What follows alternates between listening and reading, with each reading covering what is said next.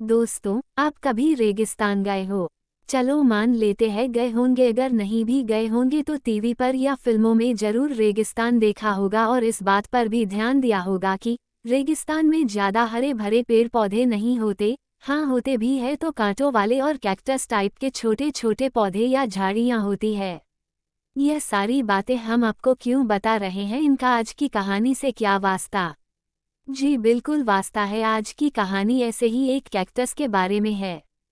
चलो पढ़ते हैं आज की कहानी। एक बहुत बड़े रेगिस्तान में एक कैक्टस का छोटा सा पौधा था। उसकी कुछ दूर ही एक बहुत सुंदर गुलाबी रंग का गुलाब का पौधा था।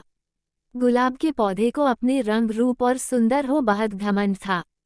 चलो अपने रंग रूप और अच्छा दिखने पर बहुत घमंड था। चलो अपने रंग रूप और अच्छा दिखने पर घमंड होता तो भी ठीक था, मगर उसे न जाने क्यों कैक्टस के पौधे से बेवजह की नफरत थी, जो वह बार बार कैक्टस को ताने सुना सुना कर बयां करता रहता था।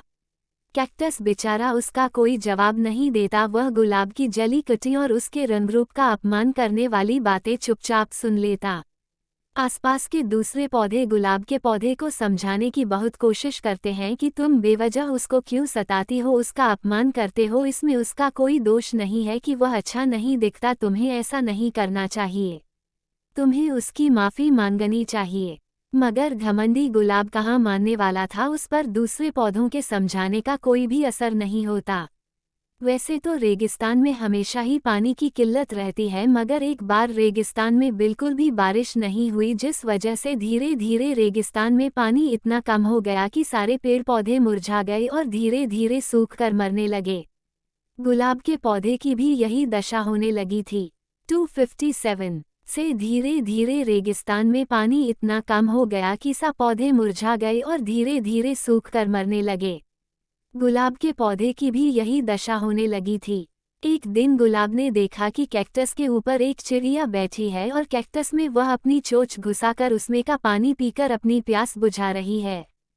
हालांकि कैक्टस से बात करने में गुलाब को बहुत हिचकिचाहट हो रही थी और उसको अपने पहले किए बर्ताव पर काफ़ी पछतावा हो रहा था, फिर भी गुलाब ने कैक्टस से थोड़ा सा पानी मांगा ताकि वह जिंदा रह सके। कैक्टस पहले से ही भले स्वभाव का था, उसने गुलाब को माफ़ कर दिया और उसे पानी देकर मदद की। दोस्तों, हमें यह कहानी यही सिखाती है कि सिर्फ ऊपरी रंग रूप कुछ भी मायने नहीं रखता, मायने रखता है लोगों का स्वभाव। इसीलिए हमें किसी का भी मजाक या तिरस्कार करने से पहले 100 बार सोच लेना चाहिए। हो सकता है हमारे विचार, हमारी सोच गलत हो और सामने वाला सही हो। आपको ये कहानी कैसी लगी हमें कमेंट करके ज़रूर बताइए, क्योंकि आपके कमेंट्स ही हमें और बेहतर लिखने के लिए प्रेरित करते हैं। अमीना कहानी वर्ल्ड को सब्सक्राइब करना न भूलें।